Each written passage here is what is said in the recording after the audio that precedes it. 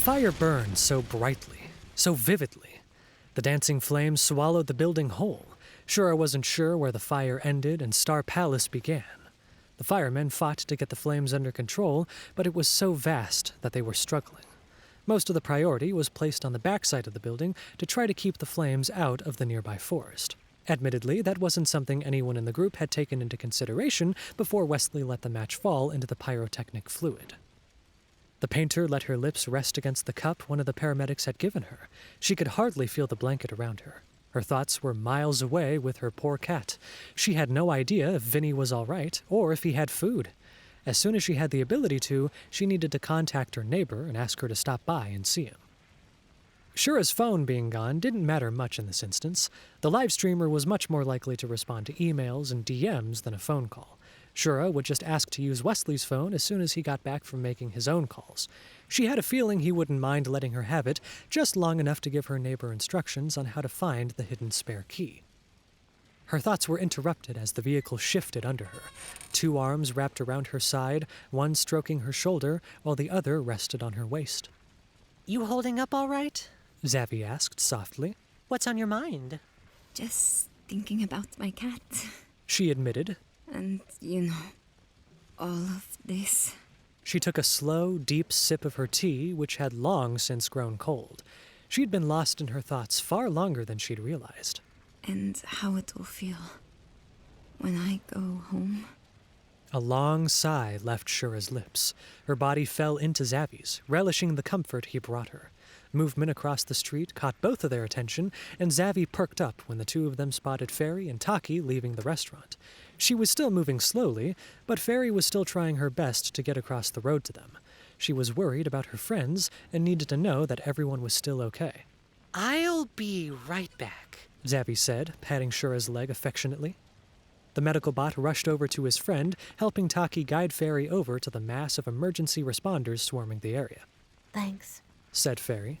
"How are you functioning?" Zavi asked with concern. "Not the best, Fairy admitted. but I'm trying. I got the best little nurse I could ask for."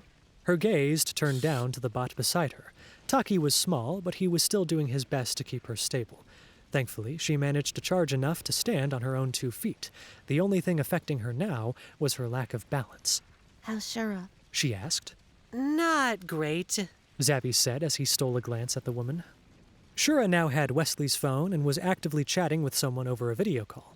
He couldn't hear her from this distance, but he was pretty sure she was speaking Japanese. He strained to listen, only catching words here and there that his system tried to translate. The only things he got out of it were key, cat, food, and care. "I'm worried about her." "And Mirage?" Fairy asked, turning her gaze over to the other bot. "Mirage is..." If he was being fully honest with himself, Zavi didn't know how to answer. Mirage was shockingly calm. None of the situations seemed to bother them all that much, other than the fact that Erie had been broken. Even now, they were sitting down beside Westley, fiddling with her and trying to fix her as much as they could without their tools. Thankfully, the redhead had offered Mirage a place to stay to both keep them out of trouble and give them access to anything they'd need to get Erie back up to full health. Fairy nodded, seeming to understand what Zavi was getting at. So far, it seemed like they didn't have to worry about the other bot being taken away by the authorities. All the evidence of any crimes they could have committed was currently burning away like the rest of the building. That alone was a relief. Now the 2 of them were left wondering where they would go next. Mirage was obviously set up temporarily with Westley, but what about Zavi and Fairy? The fear of being sold off again raced through Zavi's circuits, and he had to fight not to hold himself and worry. "You good, hun?" Fairy asked, breaking up his thoughts. "I'd put my hand on your shoulder, but, She shrugged her shoulders. Try as he might not to, Zavi let out a small burst of laughter. "I'm sorry." He giggled out. "I'm sorry. I shouldn't be laughing. It's not funny." It's a little funny." She agreed with a chuckle of her own. "You can laugh. You have my permission. But just this once." After everything that had happened, Zavi was glad the other bot hadn't lost her sense of humor. Somehow, she looked like she was going to come out of this all okay. He turned his attention back to the burning building and all the firemen rushing around to get everything under control. Part of him still worried about what would happen when they found Dimitri's body, but from the looks of it, Westley had already finished filing his police report. Now, the cops turned their attention to Shura, asking her for her own side of the story. Her face was surprisingly calm as she spoke, but even from here, Zabby could see that her eyes looked distant. She looked downright broken. You guys holding up all right? Westley piped up, sliding up to them. Fairy tried and failed to stifle a snort, but did her best not to show too much amusement in his movements. As well as I can be. She replied, once more shrugging her shoulders. Don't worry. Wesley said, leaning in to try and look over the holes where her arms used to be. I couldn't look too in-depth, but from what I saw, your parts are pretty easy to replace. I'll do my best to get you back in top shape. Whatever I can't do, I'll call Doc in to help with. Does she know? Zavi asked. Kinda. Wesley replied. She's on her way over to assess the damage. I don't think she believed me when I told her the building was done for. What are you guys gonna do now? I wouldn't worry too much. Wesley said. This place is insured, and if I'm finally being honest with myself, it wasn't put together very well anyway. My dad really botched this one, but... He trailed off for a moment, debating on how much he wanted to tell the two of them right now. I was thinking of asking him if I could take the lead on the next project. He finally continued. I've got some pretty big ideas, and I think it's time for me to start putting them forward. Hey, look at you go! Zavi chuckled, reaching to ruffle Wesley's hair. Not gonna lie, I've been pretty nervous about what you're gonna do with the three of us now that the building's gone. Gonna give us any hints? For now, you'll all come home with me. Wesley answered. I've got more than enough space to spare. That way I can do all of Fairy's repairs and make sure you're all functioning properly. You're gonna take Fairy away? Taki asked, suddenly clinging to the much larger bot's leg. But if you take her, I can't see her at night anymore. He was so distraught that Wesley felt guilt bubbling up in his chest. How could they work this out? Maybe... He fiddled with the collar of his jumpsuit as he thought. Surely there was some way they could still be together without losing ownership of her. Finally, an idea came to him. How about we loan Fairy to all talkies? He suggested. I'll still have to take her away for a week or two in order to get her arms fixed up, and keep her properly charged in the meantime. But after that, she can work with you so you can stay close. Until I figure out the ideas I had for our company's growth. Fairy Floss's eyes lit up with excitement, and as she looked down at the little bot still holding her legs, she could see Taki nodding his head perhaps a little too enthusiastically. A soft giggle left her, and she finally felt a sense of relief. It felt like everything was falling into place. Then it's settled. I'll contact your location's manager about it tomorrow, after I get everyone settled at my place. So, what about Mirage? Zavi asked, trying to keep his voice down so none of the cops could hear him. They're not gonna, shut them down, right? Sure, and I tweaked the story a little. Wesley whispered back. As far as the police know, Mirage wasn't ever involved in the situation. Dimitri rushed past them, pushed them, and Eri got broken in the fall.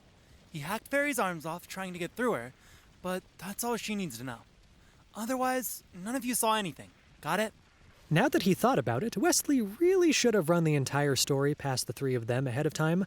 Thankfully, the police prioritized talking to the humans involved in the situation before anything else. Poor thing isn't taking it well, is she? Fairy asked, motioning to Shura with her head. It was a stupid question, really. She knew as well as all the others did that Shura was far from okay.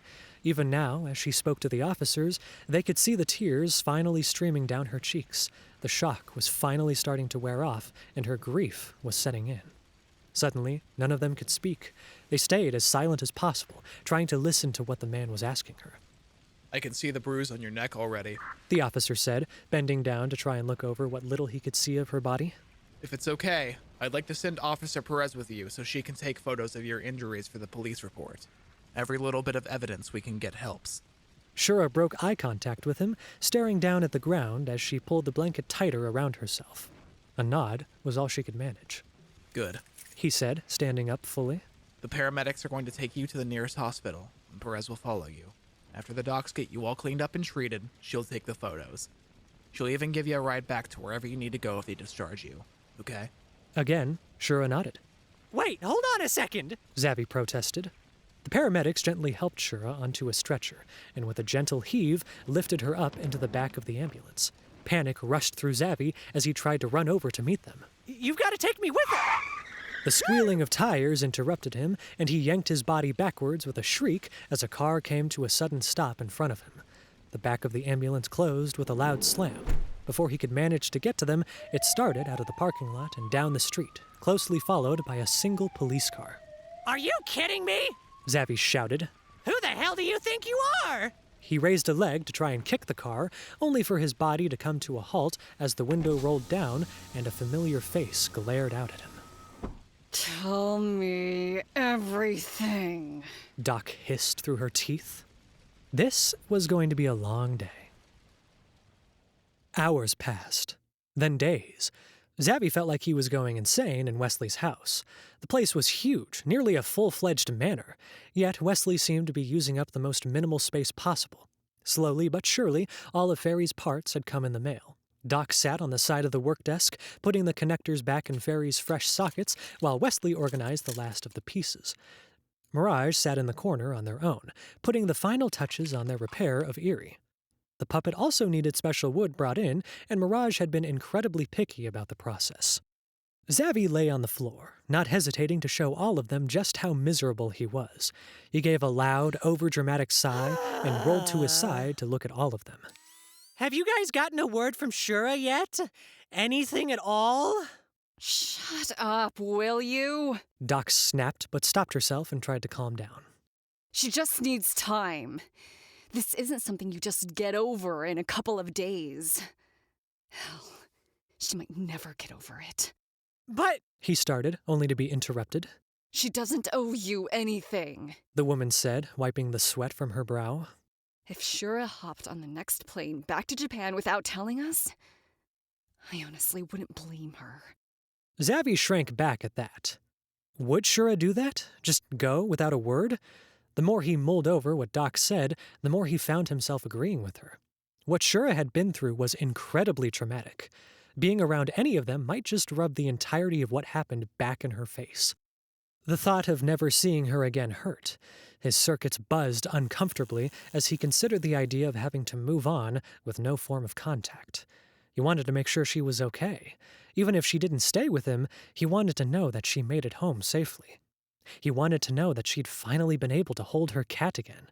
He wanted to be there for her through her healing process. Unfortunately, at the end of the day, that wasn't his decision to make. so, I suppose it would be out of the question for me to go to Japan with her then, right? Zavi asked hesitantly. Doc stopped working completely, turning her full attention to the bot. Was he serious? I know. Zavi held up his arms, trying to defuse the situation before she could speak. It's a silly idea. I'm just worried about her. I know it's something that could only be temporary. I'd have to come back to help with whatever plans Wesley's got for the future of the company. You know you wouldn't want to come back. Doc interrupted him. She sighed, moving to stand and lean back against the work table. Do you really think that would be good for her? She asked. What? Someone helping her around the house and taking care of her? No. Someone hovering over her again. Doc said bluntly. The thought of that shocked Zavi to his core. He couldn't speak, which was always a shock for him. There was no way she was insinuating what he thought she was, right? Doc stepped forward, placing her hands on her hips as she stood directly over him. She's just released herself from an abusive relationship, from what you've all told me. She lived with someone who hovered over her and treated her like he owned her. Based on that description, he most likely isolated her from everyone other than the people she dealt with for work. You may have good intentions, but if you go home with her and you're constantly doting on her and following her around everywhere, it's going to have a similar effect on her, and she won't be able to properly heal. There it was. Doc was pulling no punches here. Zavi didn't know how to feel. She was right in the sense that he was going to be doting on Shura, but would that really be bad for her after everything she'd gone through? The mere idea of being compared to Dmitri, of all people, had him far more angry than he'd ever been. Yeah, sure. He grumbled. What do you know about trauma anyway? Doc's own anger flared up for a moment before the fire was extinguished. She looked more defeated than anything else. More than you know. Westley flinched as he reattached one of Ferry's arms. The way Doc deflated, and even the way Zavi's own face fell, made guilt well up inside of his chest. Burning down the building was his idea, and he was more than willing to accept the consequences of those actions. He'd already managed to get Cricket a new job at the security office in his gated community for now. Most of the other Star Palace workers were being shuffled around, recommended to other companies, or were being compensated through unemployment until they could find something else. But what was he going to do for Doc? At Star Palace, she'd been angry, didn't ever seem to want to be there, and she was stressed out. However, now that her job had been taken away from her, she seemed to have lost any spark she once held within her. Even Doc herself had noticed it. She felt like she'd suddenly gone soft. Without Star Palace to distract her, it was hard to stay out of her own thoughts. The anger had been the only thing keeping her going. Hey, Doc? Westley started hesitantly. Hmm? Was her only response. You know I still want you to work with us in our new business, right? He managed to say, trying to muster up his confidence. Sure, kid. She muttered. Westley steeled himself, ready to open up and tell them all of his ideas when suddenly his phone went off. He jumped, giving a squeak of surprise as he fumbled around for it. Hello? He said quickly, holding it to his face with both hands. His eyes went wide, and he quickly reached to cover the mouthpiece of his phone. It's Shura. He whispered. She's at the airport. What? Zappy shouted, sitting up from the ground as fast as he could. What do you mean she? Doc hissed. Yeah. Terminal B. Yeah. 5 p.m. Okay. Yeah. We'll see you there. Westley hung up, leaving Zabby in complete and utter shock. Maybe Doc was right. She's leaving? Doc asked. Yeah. Westley said, sending a quick text before shoving his phone back into his pocket. She needs to go home and take care of everything there, but she wants us to come say goodbye. Do me a favor and get Fairy's other arm on. I'm gonna go take care of getting us a ride. Zabby couldn't believe it. He watched Westley run off and Doc return to fixing Fairy as though nothing was wrong. How could they be so normal about all this? Doesn't any of this bother you? Zabby snapped, his emotions feeling like they were about to bubble over. It doesn't matter how we feel. Erie's voice suddenly piped up from the corner of the room. Zabby's body jolted in surprise. Somehow, he felt like he'd never fully get used to that. There was Mirage looking overjoyed as they snuggled their freshly repaired puppet in their arms. Finally, Erie was complete. She was safe. She was herself again. All that matters, She continued, is how Shura feels. She has to do what's best for herself in this situation. The tallest bot could feel his body drooping. He hated how much her words made sense. Their ride came in the form of a very large but very questionable limo in which Westley advised they not touch anything. All any of them could assume was that it was a limo that was often used for his father's adult entertainment business. Doc shuddered to think of the deeds that had been performed on the vehicle's leather seats. However, a ride was a ride, and it was the only vehicle that could fit all of them. All of them also included Taki, whom they'd picked up on the way. The little bot hardly knew Shura, but he still wanted to wish the artist a safe trip home. As soon as they arrived at the airport, the limo driver was given the instructions to circle the area until they needed to be picked up again, and the group headed inside. There stood Shura with her art bag and suitcase in tow. Her bruises peeked out at the top of her turtleneck, still healing, but all her other injuries were easily hidden by her clothes. She had had her hair seen to, now sporting a long bob cut that barely reached her shoulders.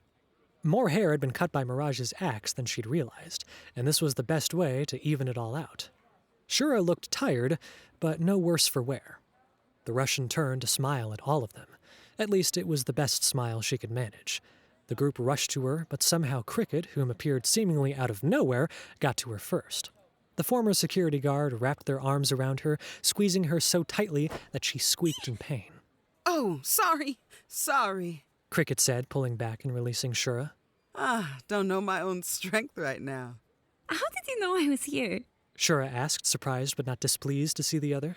Wesley shot me a message as soon as he knew about your flight. I was actually on my way to a doctor's appointment, but I wasn't about to miss out on saying goodbye to you. Cricket replied, motioning behind them.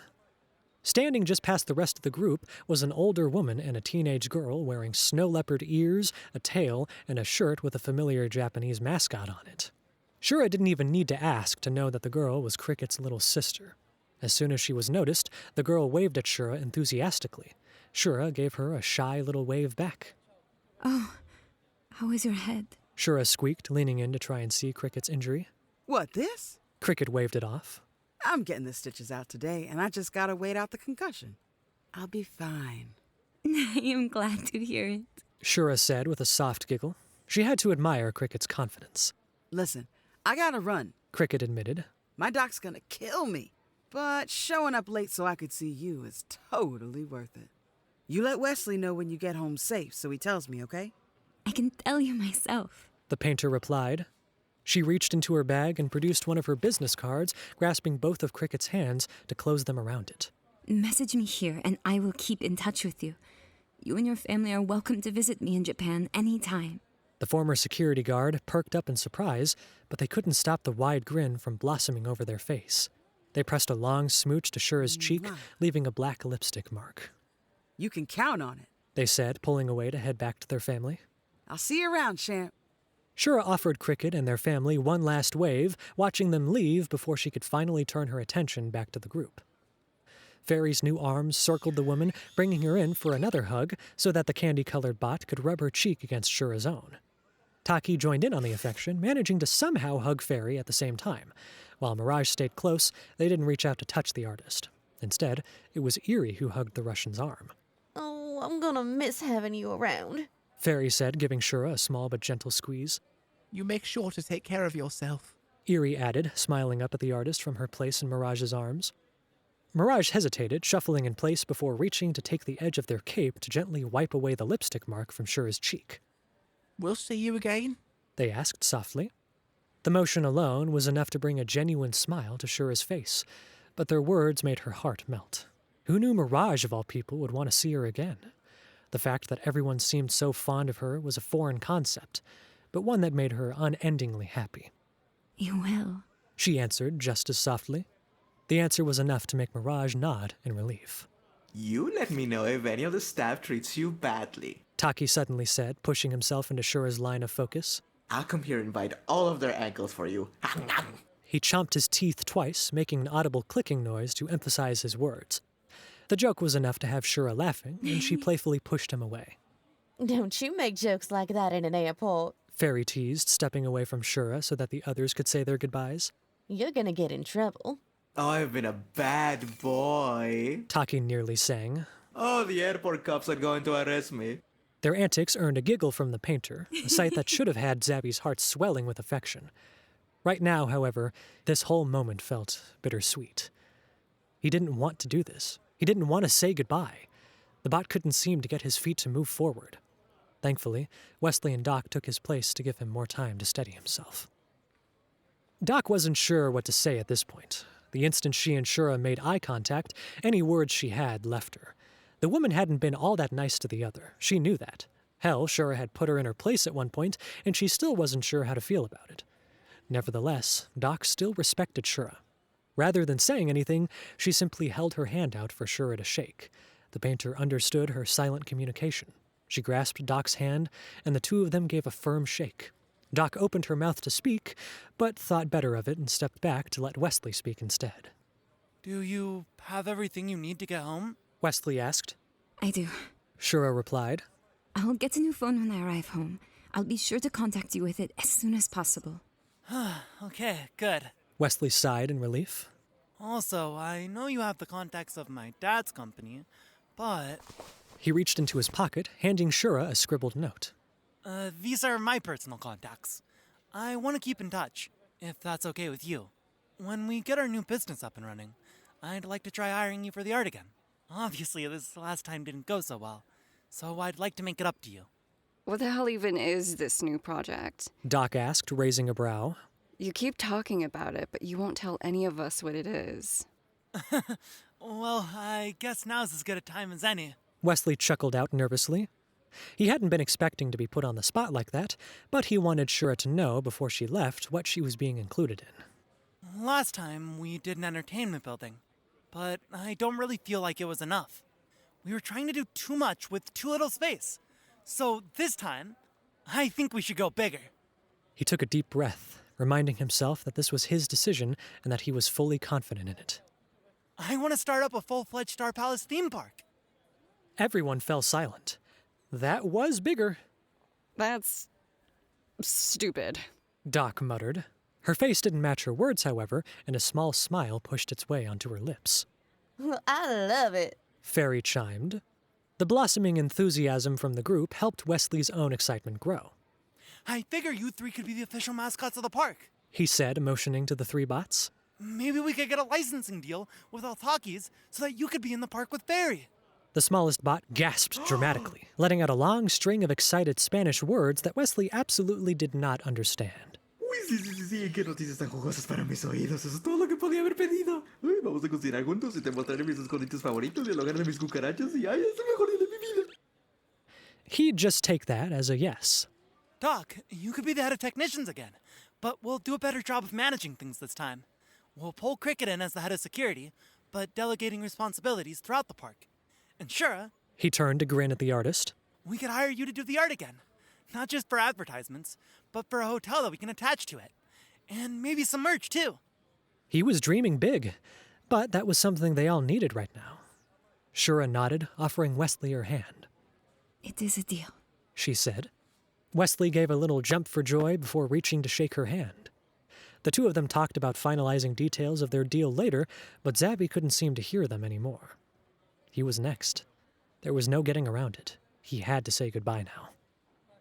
We'll, wait outside. Fairy insisted, gently ushering everyone toward the door.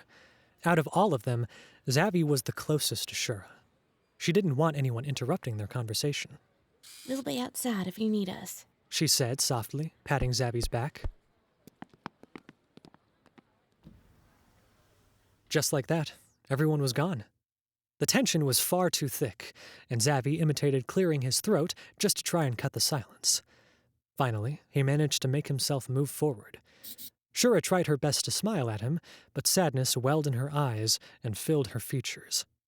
The bot wasn't sure who initiated their embrace, but before he knew it, their arms were around each other. Maybe if he just kept holding on to her, the moment would never end. Maybe they could just stay like that forever. I will miss you. Shura whispered, pulling his illusion out from under him. What could he even say? Gently, Zabby pulled Shura back enough to let him bend down to look her in the eye. Maybe I could come with you.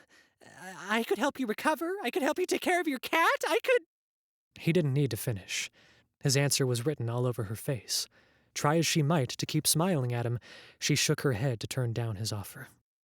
I need some time alone, said Shura. I've spent so long in Dimitri's shadow, I don't know if I even know who I am. Her gaze shifted down, wandering over the bag that carried all of her art supplies. I know that I love to paint. I know that I love my cat. I know that I love to cook. But what else is there? Her eyes raised to meet Zabby's once more with newfound determination. I want to find out. I want to find me. But do not worry. Shura grasped Zabby's cheeks, pulling him down so that she could press a sweet kiss to his forehead. This is not a forever goodbye. Far too soon, she pulled herself out of his arms. She had to. Shura knew deep down that if she didn't leave now, she might never go. I will keep in contact, and I will see you again. She promised. Goodbye, Xavi. Her words hit him harder than a steam train. Everything Doc said was right. Erie's words replayed in his mind. She was right, too. The bot straightened himself up and gave a nod of understanding. Goodbye, Shura, he said, trying to keep up his smile. See you soon. Letting go of her was hard. Watching her walk away was even harder.